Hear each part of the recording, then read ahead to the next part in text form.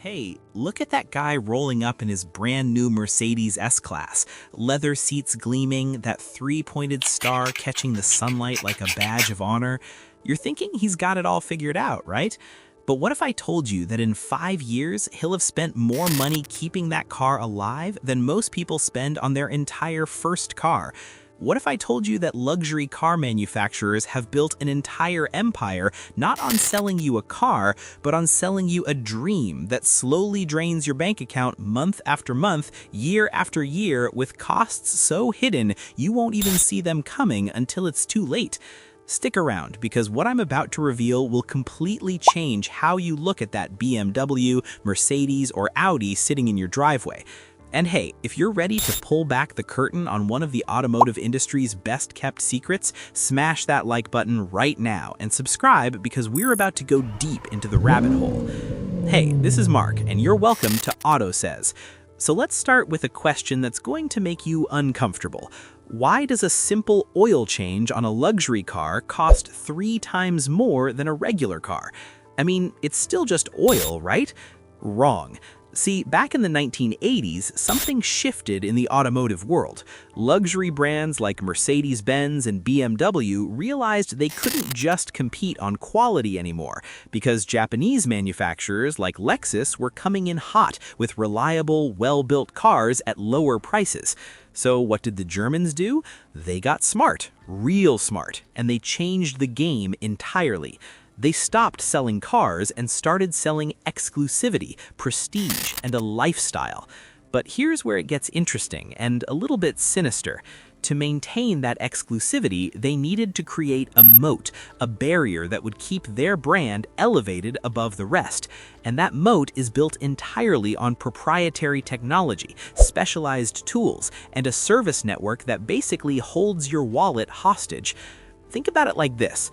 When you buy a Honda or a Toyota, you can take it to any mechanic on the corner, and they'll fix it with parts that cost a fraction of what luxury brands charge. But try taking your Porsche to Joe's Auto Shop downtown. Good luck with that. These luxury manufacturers have engineered their vehicles to require specific diagnostic tools that cost tens of thousands of dollars, tools that only authorized dealers have access to. It's brilliant from a business standpoint, but devastating for your bank account. Now let me take you back to 1886, when Carl Benz patented the first gasoline-powered automobile. Back then, cars were luxury items, no doubt about it. Only the wealthy could afford them, and owning a car was a symbol of status. But here's the thing that most people don't realize. Those early cars were actually simpler to maintain than modern luxury vehicles. You could tinker with them in your own garage, understand how every component worked, and fix issues without needing a computer science degree. Fast forward to today, and your average luxury car has more computing power than the Apollo 11 spacecraft that landed on the moon. That's not an exaggeration.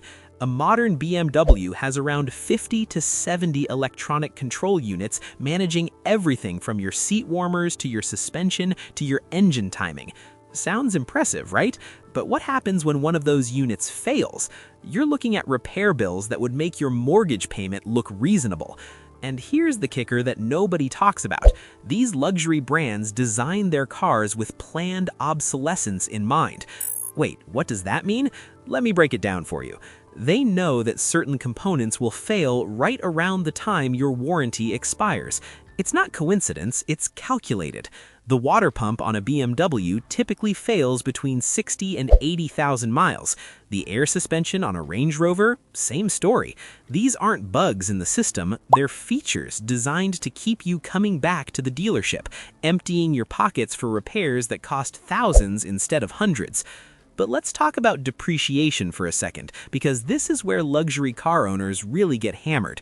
You drive that $70,000 Mercedes off the lot, and within the first year, it loses about 20 to 30% of its value. That's $14,000 to $21,000 evaporated into thin air. By year 3, you're looking at losing almost half the car's original value. Now compare that to a Toyota Tacoma or a Honda Civic, which hold their value like gold bars. Why such brutal depreciation on luxury vehicles? Because the market knows what's coming. The market knows about those hidden costs, those expensive repairs, those proprietary parts that cost an arm and a leg. So when you go to sell your luxury car, potential buyers are calculating all those future expenses into their offer. You're not just selling a used car, you're selling a financial liability. Here's something that'll blow your mind. The average luxury car owner spends about $1,200 to $2,000 per year on maintenance alone, not including repairs, just routine maintenance. That's oil changes, brake pad replacements, tire rotations, the basic stuff. Meanwhile, Honda and Toyota owners are spending maybe half that amount. And we're not even talking about when things actually break. When your Audi needs a new transmission, you're looking at $8,000 to $12,000. The same repair on a Ford might cost you $3,000 to $4,000. Why? Because you're not just paying for parts and labor, you're paying for the brand name, the specialized training, the fancy waiting room with complimentary espresso at the dealership. But here's where it gets even more insane, and I want you to really pay attention to this part because it's going to make you angry if you own a luxury car. Insurance companies know all of this. They've crunched the numbers, analyzed the data, and they charge you accordingly. Your insurance premium on a BMW M5 is going to be significantly higher than a comparable sports sedan from a mainstream brand. Not just because it's more expensive to replace, but because the parts cost more, the repairs take longer, and the whole ecosystem is designed to maximize cost at every touchpoint. Let me tell you a story that perfectly illustrates this madness.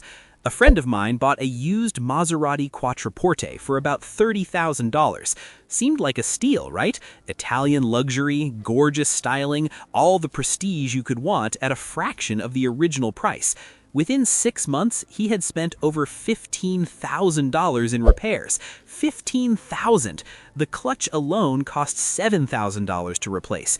Not because the part itself was particularly expensive, but because the labor required removing the entire transmission, and Maserati dictates that only certified technicians can do the work, and they charge premium rates for their expertise.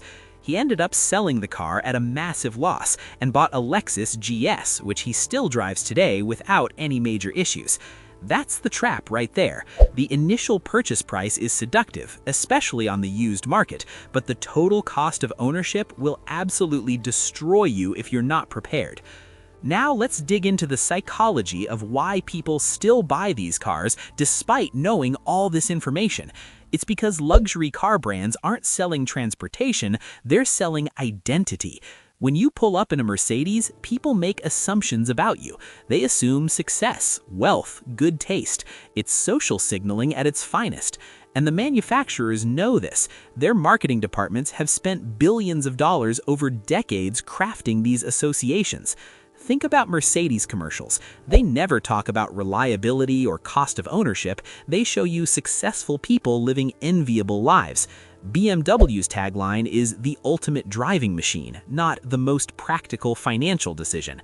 They're selling you an aspirational lifestyle, and you are buying into it with every lease payment, every loan installment.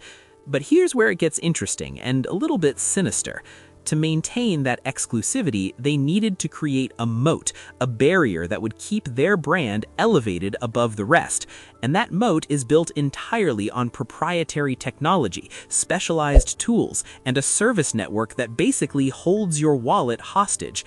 Think about it like this. When you buy a Honda or a Toyota, you can take it to any mechanic on the corner, and they'll fix it with parts that cost a fraction of what luxury brands charge. But try taking your Porsche to Joe's Auto Shop downtown. Good luck with that. These luxury manufacturers have engineered their vehicles to require specific diagnostic tools that cost tens of thousands of dollars, tools that only authorized dealers have access to. It's brilliant from a business standpoint, but devastating for your bank account. Now let me take you back to 1886, when Carl Benz patented the first gasoline-powered automobile. Back then, cars were luxury items, no doubt about it. Only the wealthy could afford them, and owning a car was a symbol of status. But here's the thing that most people don't realize. Those early cars were actually simpler to maintain than modern luxury vehicles. You could tinker with them in your own garage, understand how every component worked, and fix issues without needing a computer science degree. Fast forward to today, and your average luxury car has more computing power than the Apollo 11 spacecraft that landed on the moon. That's not an exaggeration. A modern BMW has around 50 to 70 electronic control units managing everything from your seat warmers to your suspension to your engine timing. Sounds impressive, right? But what happens when one of those units fails? You're looking at repair bills that would make your mortgage payment look reasonable. And here's the kicker that nobody talks about. These luxury brands designed their cars with planned obsolescence in mind. Wait, what does that mean? Let me break it down for you. They know that certain components will fail right around the time your warranty expires. It's not coincidence, it's calculated. The water pump on a BMW typically fails between 60 and 80,000 miles. The air suspension on a Range Rover, same story. These aren't bugs in the system. They're features designed to keep you coming back to the dealership, emptying your pockets for repairs that cost thousands instead of hundreds. But let's talk about depreciation for a second, because this is where luxury car owners really get hammered. You drive that $70,000 Mercedes off the lot, and within the first year, it loses about 20 to 30% of its value. That's $14,000 to $21,000 evaporated into thin air. By year 3, you're looking at losing almost half the car's original value. Now, compare that to a Toyota Tacoma or a Honda Civic, which hold their value like gold bars. Why such brutal depreciation on luxury vehicles? Because the market knows what's coming. The market knows about those hidden costs, those expensive repairs, those proprietary parts that cost an arm and a leg. So when you go to sell your luxury car, potential buyers are calculating all those future expenses into their offer. You're not just selling a used car, you're selling a financial liability.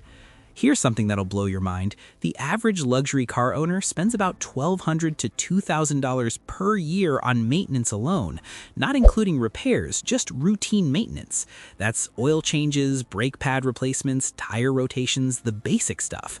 Meanwhile, Honda and Toyota owners are spending maybe half that amount. And we're not even talking about when things actually break. When your Audi needs a new transmission, you're looking at $8,000 to $12,000. The same repair on a Ford might cost you $3,000 to $4,000. Why? Because you're not just paying for parts and labor, you're paying for the brand name, the specialized training, the fancy waiting room with complimentary espresso at the dealership. But here's where it gets even more insane. Pay attention to this part because it's going to make you angry if you own a luxury car.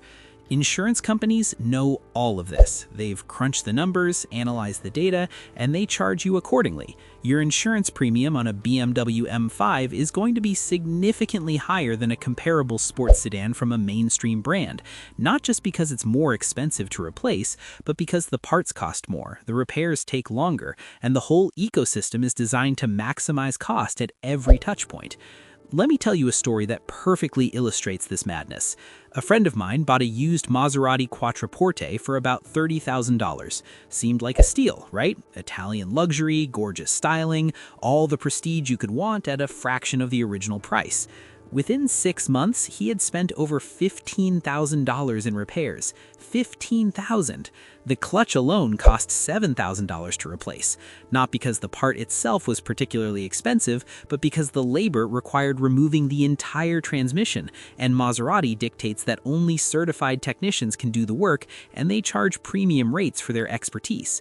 He ended up selling the car at a massive loss and bought a Lexus GS, which he still drives today without any major issues.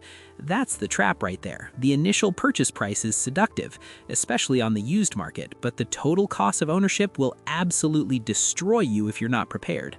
Now let's dig into the psychology of why people still buy these cars despite knowing all this information. It's because luxury car brands aren't selling transportation, they're selling identity. When you pull up in a Mercedes, people make assumptions about you. They assume success, wealth, good taste. It's social signaling at its finest. And the manufacturers know this. Their marketing departments have spent billions of dollars over decades crafting these associations. Think about Mercedes commercials. They never talk about reliability or cost of ownership. They show you successful people living enviable lives. BMW's tagline is the ultimate driving machine, not the most practical financial decision. They're selling you an aspirational lifestyle, and you're buying into it with every lease payment, every loan installment. But here's a truth bomb that might sting a little. Most people driving luxury cars can't actually afford them. I'm not talking about buying them, I'm talking about truly affording them, meaning having enough disposable income that the maintenance, repairs, insurance, and depreciation don't impact their financial stability. Studies show that a significant percentage of luxury car owners are spending beyond their means, choosing to prioritize image over financial security. They're what wealthy people call fake rich. They look successful on the surface, but are one major repair away from financial stress. Real wealth, old money wealth, often drives understated vehicles. Warren Buffett famously drove a Cadillac DTS for years and only upgraded when his daughter insisted. Many millionaires drive Toyotas and Hondas because they understand that cars are depreciating assets, and smart money doesn't flow into depreciating assets unnecessarily.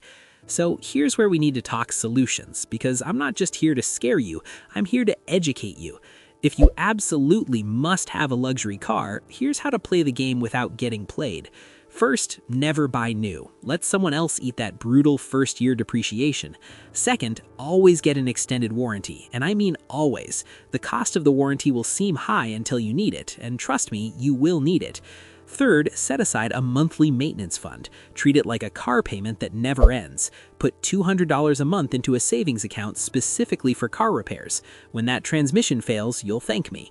Fourth, learn to do basic maintenance yourself where possible. Oil changes, air filters, cabin filters, these are things you can handle even on a luxury car, with a little research and the right tools. Fifth, consider leasing instead of buying if you're dead set on always driving something new. Let the manufacturer absorb the depreciation risk. Just understand you're essentially renting and will never build equity. But honestly, here's my real advice, the advice that'll actually change your financial trajectory. Buy a 3 to 5-year-old Lexus, Acura, or Genesis. These brands offer luxury features and quality, but with Toyota, Honda, and Hyundai reliability and repair costs. You get 90% of the luxury experience at 50% of the cost of ownership. Your ego might take a small hit when you're not pulling up in a BMW, but your bank account will be healthy enough to actually enjoy life instead of constantly worrying about the next repair bill. And let me tell you something about true luxury. True luxury is having financial peace of mind. True luxury is not lying awake at night wondering how you're going to afford the repair that your mechanic just quoted you. True luxury is freedom from the golden handcuffs that expensive cars put on your wrists. The automotive industry has spent over a century perfecting the art of making you feel like you need their product to validate your success. But the most successful people I know have figured out that a car is just a tool to get from point A to point B, and spending 40, 50, 60% more to do that same job in a fancier wrapper is just bad math. So here's my final challenge to you. Before you sign that lease agreement, before you finance that dream car, calculate the true cost of ownership. Add up the monthly payment, insurance, maintenance, repairs, depreciation, everything. Now compare that to a reliable alternative. Look at what you could do with that difference over 5 years. That's vacation money, investment money, financial security money. Is the badge on the hood really worth that trade-off? Only you can answer that question, but now you have all the information that the luxury car salesmen don't want you thinking about when you're sitting in their showroom inhaling that new car smell. The dark side of luxury cars isn't really about the cars themselves, it's about the entire ecosystem designed to extract maximum value from your wallet while making you feel special in the process. It's genius marketing meets predatory business practices, all wrapped up in Italian leather and German engineering. Now you know the truth. What you do with this knowledge is up to you.